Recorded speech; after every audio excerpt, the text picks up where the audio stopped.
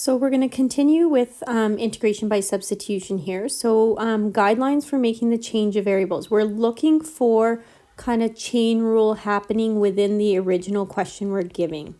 So we're looking for a function within a function. I take the u to be the inner part of that function. I do the derivative of just that inner part.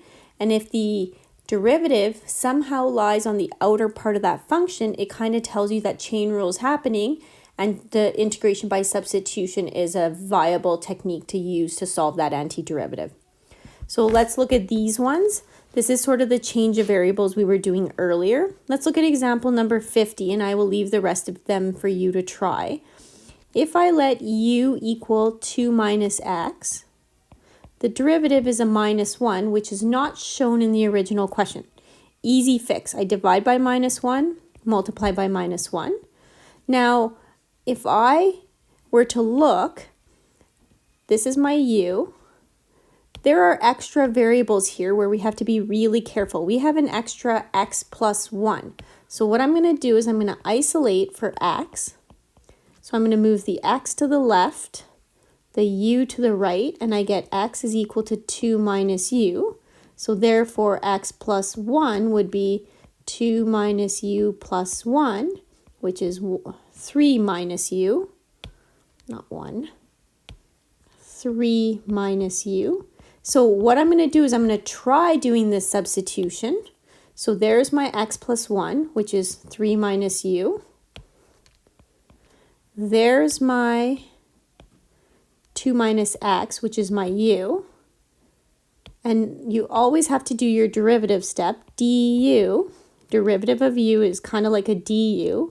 The derivative of this is minus 1, and I kind of put the dx here, or you can kind of do a du over dx and multiply by dx after.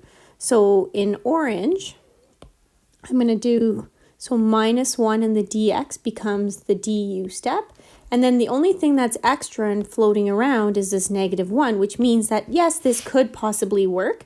So let's leave that negative 1 floating out front. The x plus 1 becomes 3 minus u. The root 2 minus x becomes u to the 1/2. And then the stuff in orange became du. And you ask yourself, is this possible to integrate? And it is, because I'm going to just distribute this out. And I can integrate that. So this substitution will work even though there was extra variables present in the original. So when I distribute this out, I get 3u to the 1/2 minus u, and I add these exponents. 1 plus 1/2 is 3/2 du. Be very careful that you actually integrate the function. Don't sub the u's back in early because it's not going to work. So now I'm going to integrate minus 3. The derivative of u to the 1/2 is 2/3 u to the 3/2.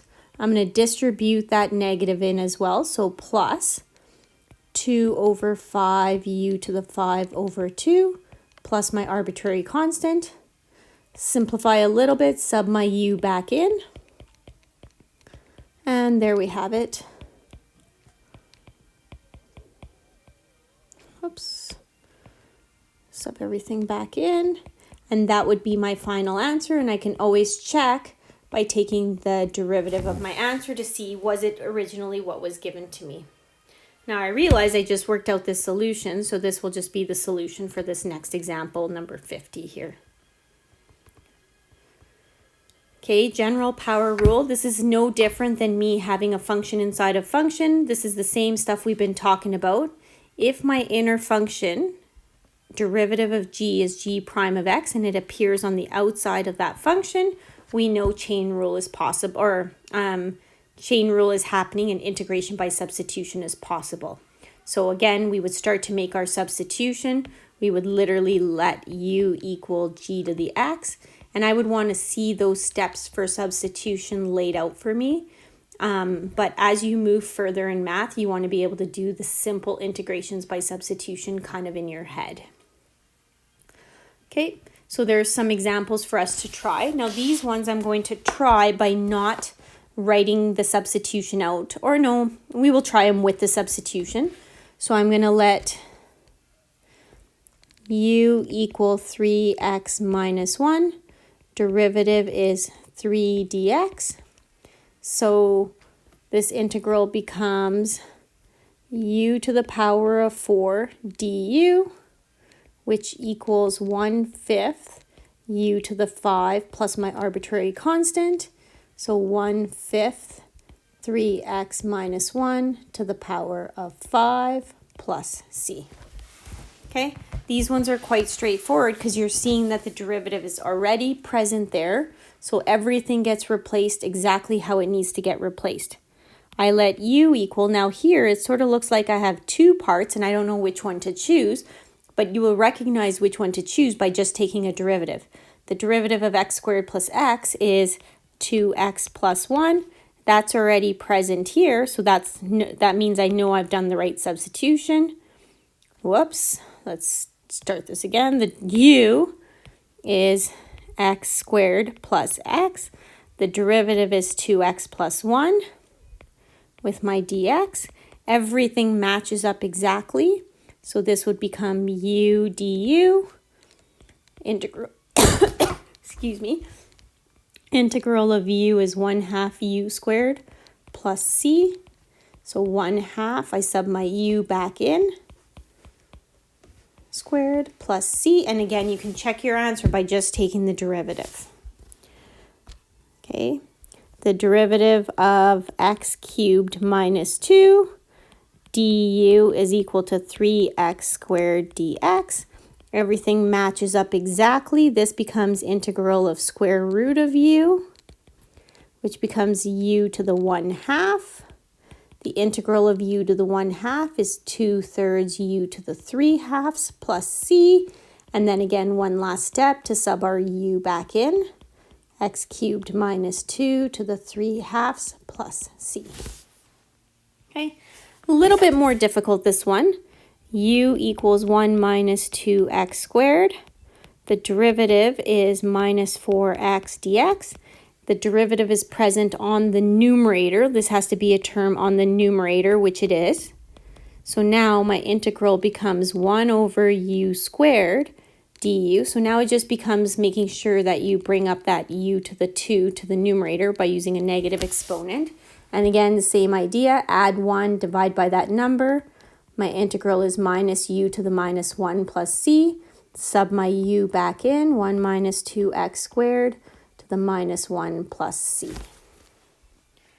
Okay, sines and cosines. The nice thing is the derivative of sine is cosine. The derivative of cos is negative sine. So basically, we just let u equal the part that looks more inner. There's a squared here.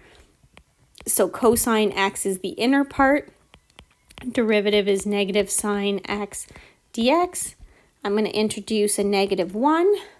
So my integral becomes negative u squared du. Everything else matches up perfectly. Minus 1/3 u cubed plus c. And then I sub my u back in, which is cos cubed x plus c. So those are simple examples. Everything you're looking for is you look for the inner part of the function. The derivative is, if the derivative is present in the outer part of that function, so the derivative is cosine, sine is right here, so I know that integration by substitution is possible. Okay, we're going to do another example, but this time we're going to do it for a definite integral. So u equals, what's the inner part of my function? X squared plus 1. Du is 2x dx. You notice there's a 2 here, but not in my integral. I'm going to multiply and divide by a 2. So now, again, highlights might help. 2 dx, 2x dx. Sorry, I didn't highlight the x there. U is x squared plus 1, so there's u. So let's replace the integral. 1/2 u cubed du. But now, if x is equal to 0, this means that u has to be 0 squared plus 1, which is 1. Now, x equals 0 appeared on the lower end of my integral, so when x is 0, u is 1. if x is equal to 1, u is equal to 1 squared plus 1, which is 2. So this becomes 1 and a 2. And now there's no need for me to replace the u's back with x's. Okay, so we integrate 1/4 u to the 4th. It's a definite integral, so I don't need a plus c. It will cancel if you put it in anyways. This will become 1/8 2 to the power of 4 minus 1/8 1 to the power of 4, which is 2 times 2 is 4 times 2 is 8 times 2 is 16 over 8 minus 1/8, which is 15 over 8, and that would be my final answer. Okay, that would represent the area under the curve for this function between 0 and 1. Finally, our last example, again, change of variables. We let u equal to x minus 1. My derivative would be 2. The 2 is not present. I introduce it. There's an extra x, so I need to isolate for x. U plus 1 divided by 2. And then my integral becomes 1/2 du, the 2x dx. Okay, the numerator becomes u plus 1 divided by 2, divide by square root of u. Okay, if x is equal to 1, u is equal to 2 times 1 minus 1, which is 1. If x is equal to 5, u is equal to 2 times 5 minus 1, which is 9. So this integral would go from 1 to 9. So I can help you look at that with the highlights. There's my 2x minus 1. There's my 2 dx. There was an extra x floating around. So that became u plus 1 divided by 2. And then the new part we have to look at is the 1 and the 5, which we did down here. And now you would just simplify this up, clean it up, and actually integrate and finish that off, which they do at the bottom here for you.